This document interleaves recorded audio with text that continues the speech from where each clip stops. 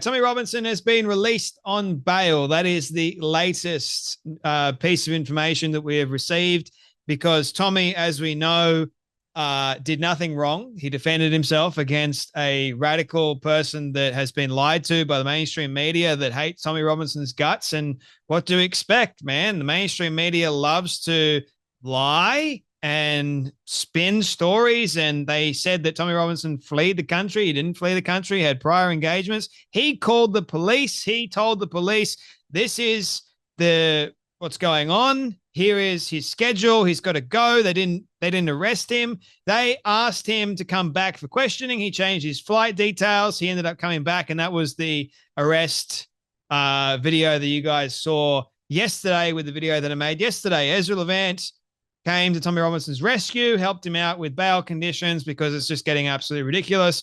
And when Tommy Robinson was detained last night, he was arrested by Met Police UK for these social media posts. So Section 179 Online Safety Act, without reasonable excuse, sent a message conveying information known to be false, intending at the time of sending the message or the information in it to cause non-trivial psychological or physical harm to a likely audience. Section 127 of the Communications Act, a person is guilty of an offense if he, A, sends by means of a public electronic communications network a message or other matter that is grossly offensive or of an incident, obscene or menacing character, or B, because any such message or matter to do so to be sent. Free speech is officially dead in the UK. This is what he posted on social media. F Palestine, F Hamas, F Islam, want to protest? F off to Muslim country and protest over there.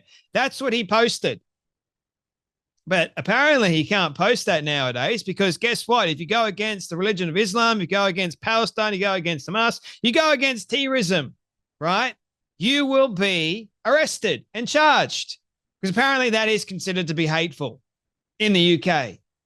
And Tommy's been posting lots of stuff showing the realities of the religion of Islam. And we know that the police, as well as the media, as well as the politicians, hate Tommy's guts. So they're going after him. They're going after him. And like they're trying to make him slip up. And by the way, Piers Morgan is trying to bait him about knowing full well that he can't talk about the film Silence. Because if he was to talk about the film Silence, he would be thrown back in prison because apparently he was accused of lying in the documentary, but he can't defend whether or not he is in fact lying. But we all know the truth, so there's that. Anyway, free speech is officially dead in the UK, but that is just one of the things that happened to Tommy last night when he was detained. Now, when he was released, he's been released on bail again. Like the guy can't catch a break, man. So anyway, he had this to say about the whole situation. Tommy explains it better than I can. Here is what he had to say. I was told by my solicitors, don't open your mouth for a minute here after this incident happened. I'm going to be honest, possibly one of the worst weeks of my life. I was worried, very worried. I thought I was being stitched up. I didn't think they'd have the CCTV. I was detained yesterday on GBH Section 18 and I was interviewed. And what my request would be right now is release the footage for the public to see. Okay? That's what everyone needs to see, the footage. Not that little clip. You need to see the footage. Don't listen to the accounts given in newspapers. You need to see the footage. Okay? What the footage will show you is that I was walking home. Another gentleman who come off the train, and he should be leaving St Pancras, saw me, followed me, confronted me, got hair in my face for minutes. Yeah, I tried to get away from him. I tried everything. I tried telling him to leave me alone. I warned him so many times, please get away, stop accosting me, right? Leave me alone. He threatened me. He continually chased me, basically, yeah? Until the point when we get to the top of the stairs, which is where there are some accounts of what happened, but no one's seen what happened previously. Thank God it's on CCTV. You can see him harassing me in my face so much, yeah? And you can see me trying to get away so much. So, at which point, the only time I didn't defend myself, even though I probably should have when you watch the footage. I should have done it a minute before. I didn't defend myself until it became to a physical confrontation, till he came at me, and as he comes at me, I defended myself. That's it. And that's what's on camera. He charges at me. Doesn't just come at me, he charges at me, yeah, with his hands up. So, listen, I wish him well. I do not blame that gentleman, because he's been lied to by a fake news media. He's been told I'm Satan. He's been told I'm someone I'm not. So I don't blame him. Yeah. At the same time, I'm not a human punchbag. I have to be able to walk the streets. I think, unfortunately, I've come to the realisation now I can't walk the streets because the worry and fear I've had for the last 7 days. Let me get some other points clear. Yeah. I contacted the police. Me, straight away. Okay. I told them exactly what I saw on the CCTV yesterday, exactly what I told them. I was trying to get home, I was accosted, I was followed, I was threatened, I was harassed, and then in the end I had to defend myself. That's exactly what the footage shows. Okay? Now, I don't believe there's even a complainant in this case. So I've been arrested, I don't believe there's a complainant. I believe when the complainant sees the footage, he was drunk, he's going to have woke up with a sore head, right? But he was drunk as well. But I think when he sees the footage, I don't believe there's a complainant in this case. But I can't go into other details due to my bail conditions, but I've been released on bail till 2nd September. As I said, thank you, because all the people who blindly defended me, you know who I am. You know, I just don't go around punching people. Come on, man. In fact, I take a lot of criticism. I take a lot of abuse. I don't react with them. I react with them when it's last resort and I need to defend myself, because I'm not going to be the man laying on the floor. That's not going to be me. And unfortunately, some people would only be happy if it's me with a forensic tent. Yeah? And it wasn't. Okay? And just to clear something up for the media said I went on the run. So I produced to the police, which, let me get something clear. I rang the police straight away. I contacted the police straight away. Yeah? My solicitors contacted them at 6 o'clock next morning.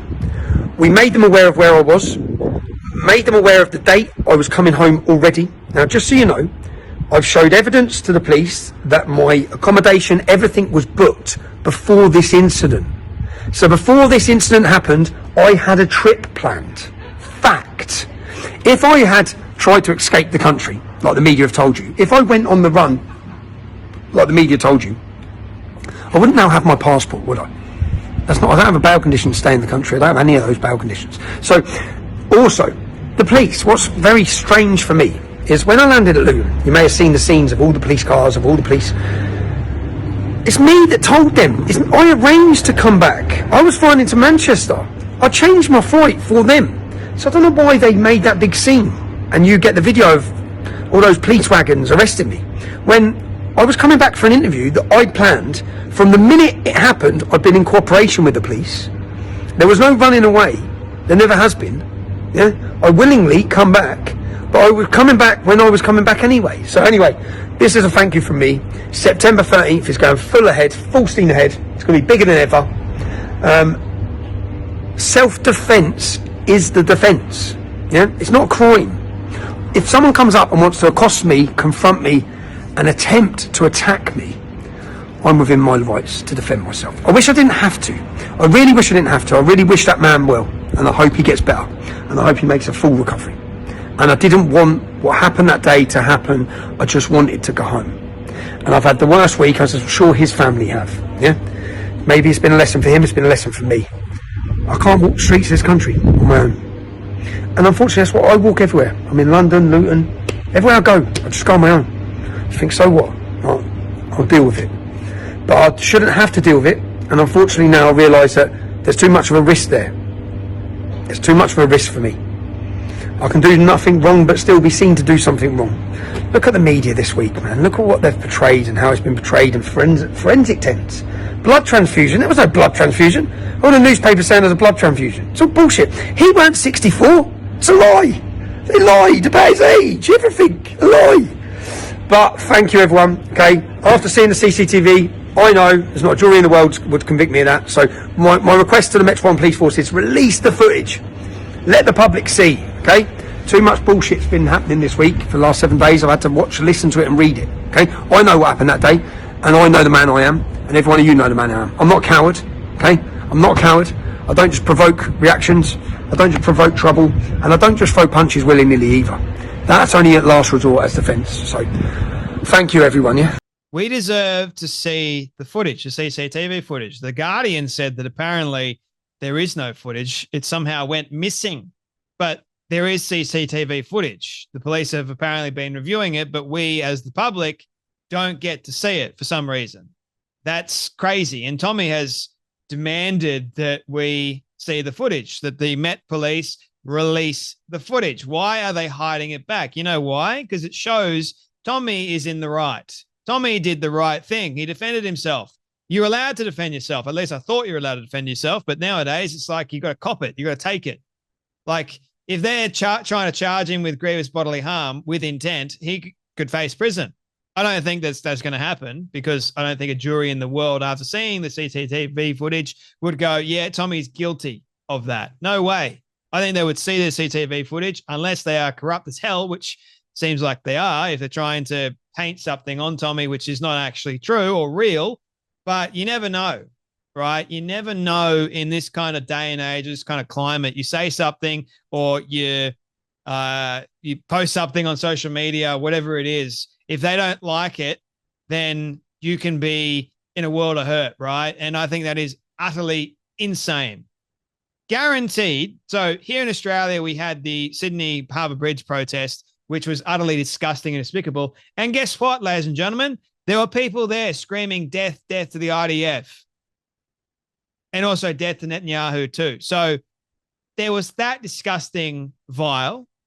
And guess what? Nothing's happening to them. But, oh, no, you say F Islam, F Palestine, F Hamas, then you could get arrested and charged. And again, if you say, if they say F Israel or, you know, F Netanyahu, that sort of stuff, it's fine. Go ahead. Two-tier justice, isn't it? And I'm wondering, what the hell? Why? Why is it like this? It makes absolutely no sense to me. Whatever happened to real justice? What? Gone out the window. But we've got to continue praying for Tommy Robinson. It seems like at the moment, well, we don't know what's officially going to happen, but could be good, could be bad. He has to wait until September 4th. That's like the event is September 12th, I think it is. So, seems like something always happens before a major event that Tommy organizes. So we've got to hope and pray that Tommy is able to attend the event that he's organized. Anyway, that's enough from me, but you guys take care. Be blessed, and I'll see you all in the next video.